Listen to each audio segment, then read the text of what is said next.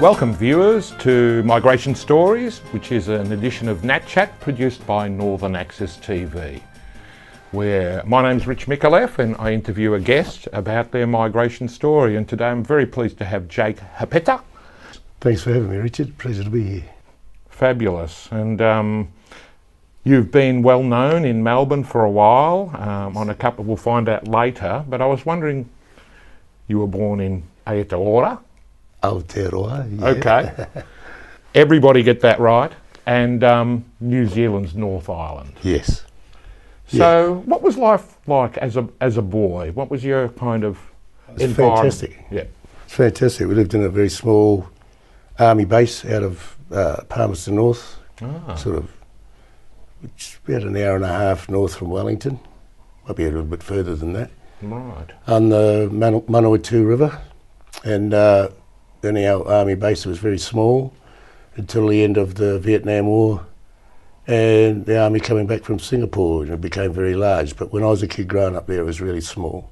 So we had native bush surrounding us. Wow. We had the rivers.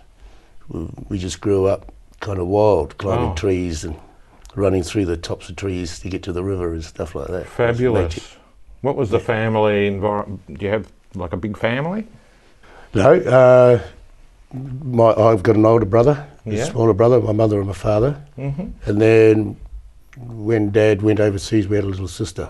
Right. The week before Dad left, our little sister was born. Oh, how fabulous. Yeah. And, well, you know, when you grew up from being a boy and, you know, were a young man, what was happening in your life at that stage? Well, Dad got sent overseas with the army.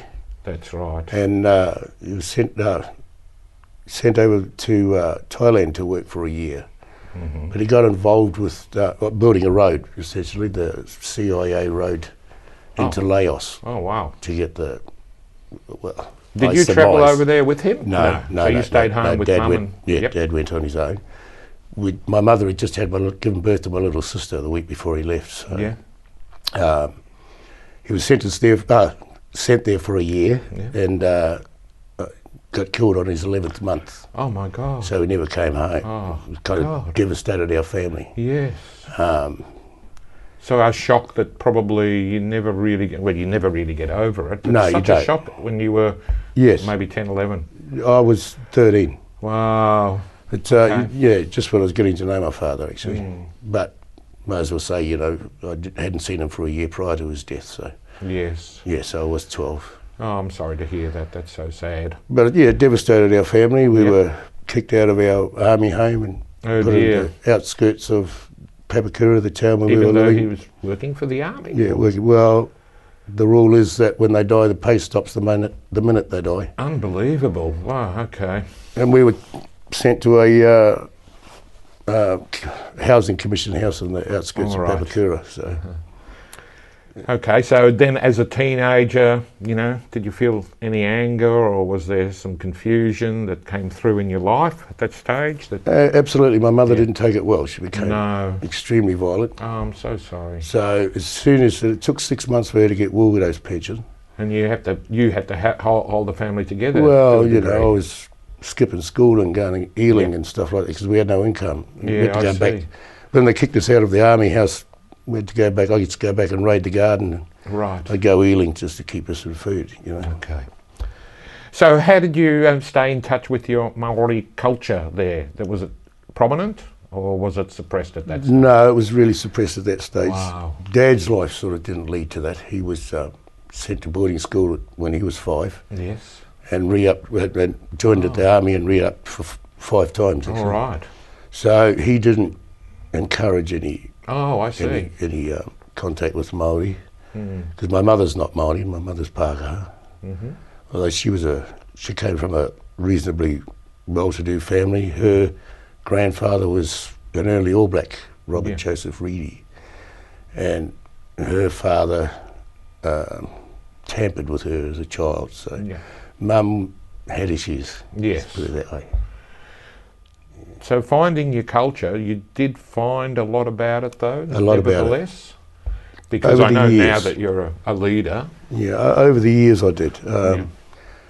before I left New Zealand, I became involved in a massive land rights issue at Bastion Point, Yes. up over the land of Auckland, the last remaining land of the Ngāti Whātua people. Yeah. And I learned a fair bit there during the last 8 months that I was there before we were all arrested. Yeah. And that was one of the first instances of land rights Land occupation, yes. In occupying the land. There were other issues going on. Actually occupied it for a while. Yeah, 308 days the occupation went on Really? through the winter. Oh, wow. Up on the hill above, about 5 miles I've been there. up I know the it's beach, cold. up the beach from Queen Street in Auckland. All right. Yeah, so it was a pretty cold place. Mm-hmm. So how did that end up? Well, Occupation. the then Prime Minister Muldoon sent 500 police, a battalion of army, Yeah. a helicopter, 2 jets. That's how they reacted, and a gunship in the harbour, and arrested us all for willful trespass on Ngāti Whātua land.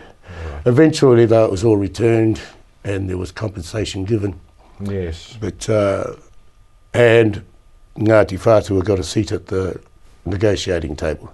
Excellent. So it was well worth it. Mm. It was an extremely difficult time. We lost people during that time up there. Grant Hawke's little daughter was, Yes. Joanne was killed in a fire in a tent. Yes.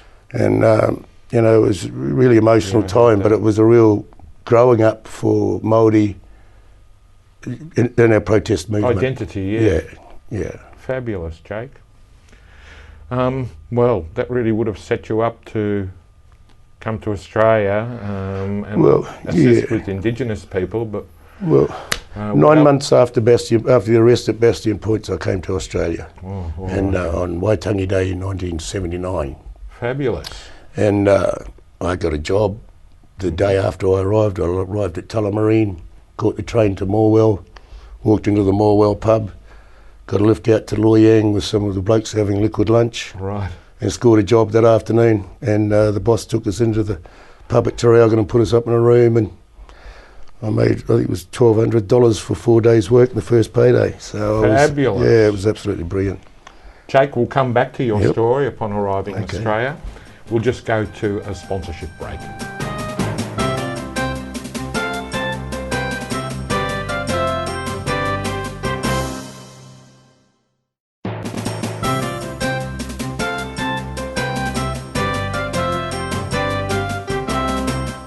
Welcome back, viewers, and thank you. We're with Jake, and you were telling us that you came to Australia in '79. Yeah.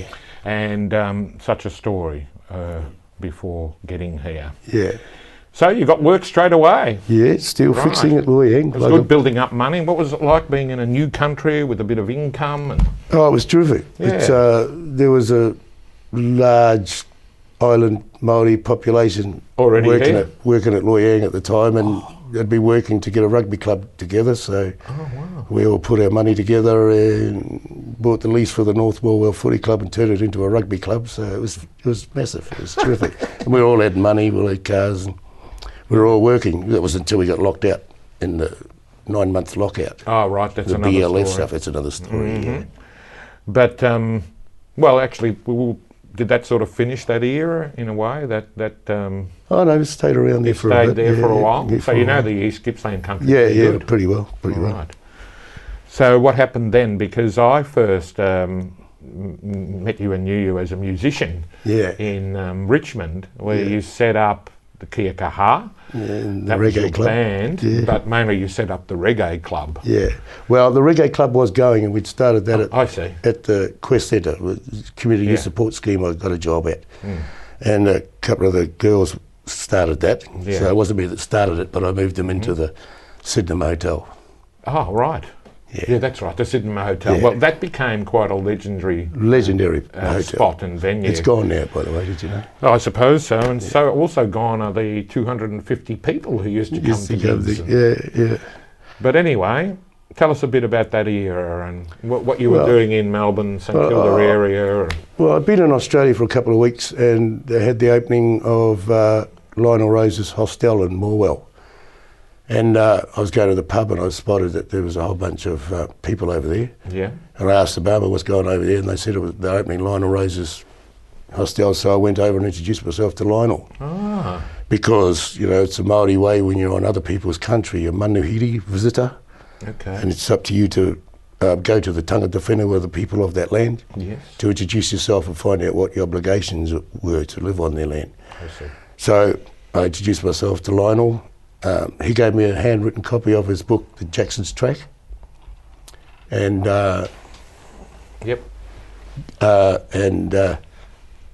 he gave me a handwritten copy of his book, The Jackson's Track, and told me to read that and bring it back to him. I read it in a night, took it back the next day. Wow.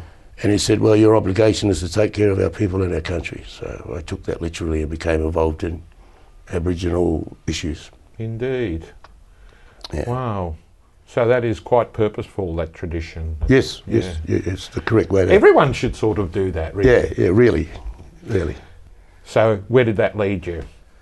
I know that you got involved with, you know, the group in St Kilda, the homeless group. Oh, the St Kilda Indigenous Men's Group. Yeah. And you founded, you actually started some of these groups. Which groups have you started? Well, not really. The groups that I got involved with were just kind of floundering along. And, I see. And it just came in and helped out with organising and getting funding and those sorts of, in that sort of area. Gotcha. But I met Robbie Thorpe, you know, and I got involved in issues. I went up to the march in '88, up to Sydney. Just over the last 30 years, I've been constantly involved in Aboriginal issues. Yes, indeed. And it still concerns me now. You know, yeah. You know, the forced removal of people from country is yes, from the communities genocidal up there. in my book. Yeah, Western Australia. Yeah. Because, you know, being close to the land and you know, keeps people living in culture. It's a direct assault on their culture. But also, you know, there was a good fun thing happening with the music as well, and you were involved in the music scene. Well, I inherited that from Joe Geyer. Oh, okay then. The man. Who's a well-known Indigenous beautiful singer-songwriter, musician, beautiful voice, entertainer. But I met Des McKenna at Inverloch when I was fishing out of Inverloch. Oh yeah. One weekend, and we got along like a house on fire. And he's a drummer from Hey Hey It's Saturday. Oh right. Animal. And he was playing in Joe's band here many years later, about 5-6 years later, after I'd finished working in community support schemes. Yes. And I got involved with the reggae club. Yes. Joey's band went up to the Handing Back of Uluru. Yes. And then Joe went home. That. Yeah, Joe went home for a while, and the band came back, and they were looking for a singer. And I just started my band, so I was lucky enough to inherit most of the players from Joe's band, which was fantastic players, you know. Excellent. Steve, somebody, and the singing side. Barry Denick, Barry Denick on bass, Cambo on guitar, Des on drums, Chris Goyne on saxophone. Yep. Just beautiful musicians, every single one of them. So, and also I was singing with well-known Wendy Seddington, singing with Wendy Seddington at the time too. So it was a real steep learning curve, but I loved it. You know, it was a beautiful thing. And what happened in your own family life? I mean, you've had children.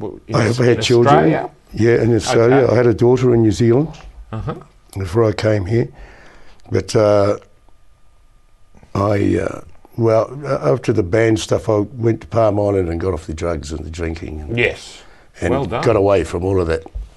Without any help, they didn't have, you know. No, I went to the Piadric, Palm Island, Palm Island Aboriginal and Islander drug and alcohol rehab. Okay. On Palm Island, and they had some help. Yes, and so I was away, you know, fishing and rowing a boat and running up the mountain every day, and just loved it. And it works, look. Yeah, well, I was sober there for 5 years. Yeah, wow. And maintained my sobriety for 5 years because I promised Hector, my sponsor, that I would give it 5 years, because I got horribly drunk after the 5 years. One night, But, you know, it was but good really, for me. just on that, after the 5 years, when you were normal drinking then, were you? Yeah. It normalised. Yeah, normalised. We can all drink, but just moderately. Well, you know, I can still have my binges, but but by and large, it's under control. It's pretty normal. Yeah. But fabulous, then man. I had my children. Yes. I got married and had 2 boys, and then that broke up, and I sort of got back on the terps a fair bit. It can happen. Yeah, but that's 10 years ago now, and I've sort of got over that. Yeah. But Jake, when we come back after the break, you can tell our viewers how you're helping other people now and doing more now. All right, cool. Les. We'll be straight back after the break. Thank you.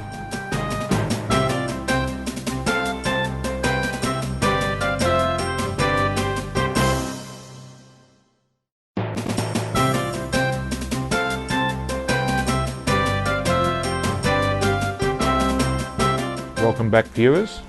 Can't wait to hear the next story from Jake. Thanks so much for sharing. It's already Pleasure. such a big story. The youth in New Zealand and coming here and landing on your feet and then, growing up into maturity.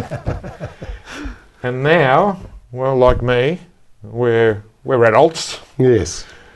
And you've helped people along the way. Yeah.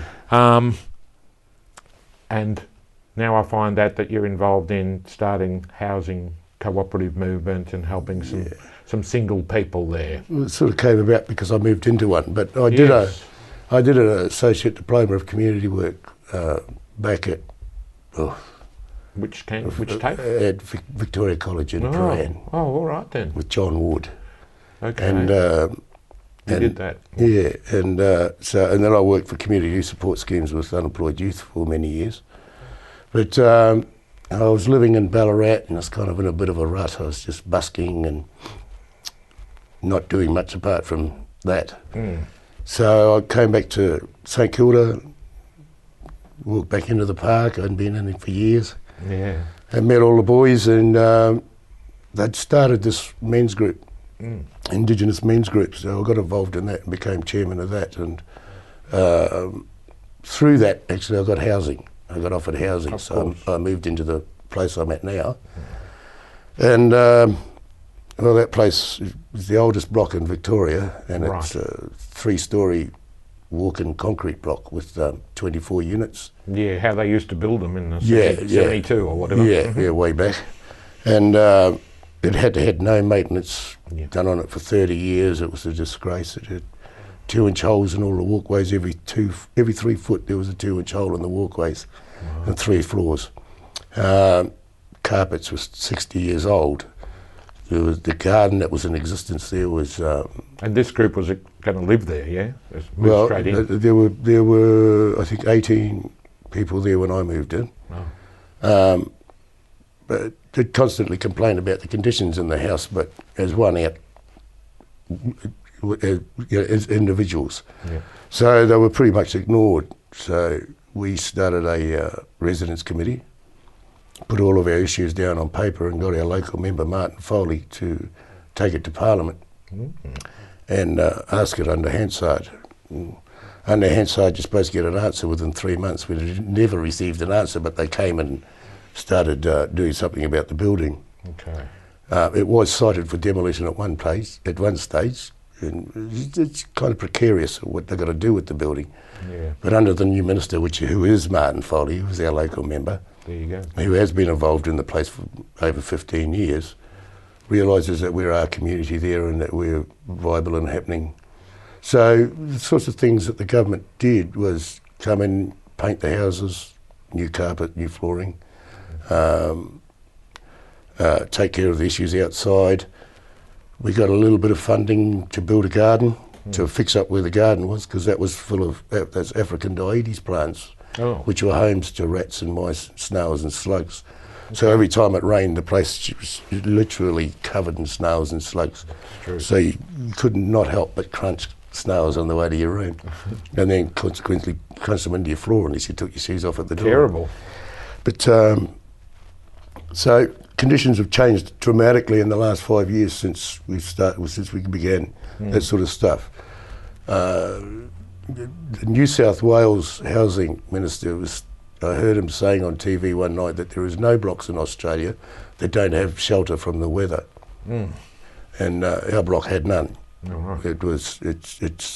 The sun comes up in the east in the summertime and absolutely bakes the full face of the building. Right. With no insulation, no aircon.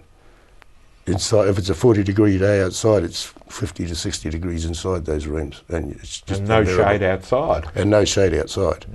So, you know, after the loss of quite a few, because it's people over 55 and over, Yes, that's right. you know, the loss of quite a few people is when we really started ramping up Okay. the anger levels on it. Also, they had no respect for people when they did pass away Oh dear. in those places. We had the last woman that lived there was Gladys Winters, lifetime member of Port Melbourne Footy Club, Wow. and she'd passed away and wasn't found for a few days. Yeah. And when they came and took her away, they put her in a body bag and dragged her down the concrete stairs Unbelievable. by her feet. Also, when another beautiful man who was still alive when I moved in was George. He had cancer of the mouth, and he used to, I don't know, people around Port Melbourne would remember him. He'd ride around with one of those white masks on his face, Yes. so he didn't scare little children. Oh.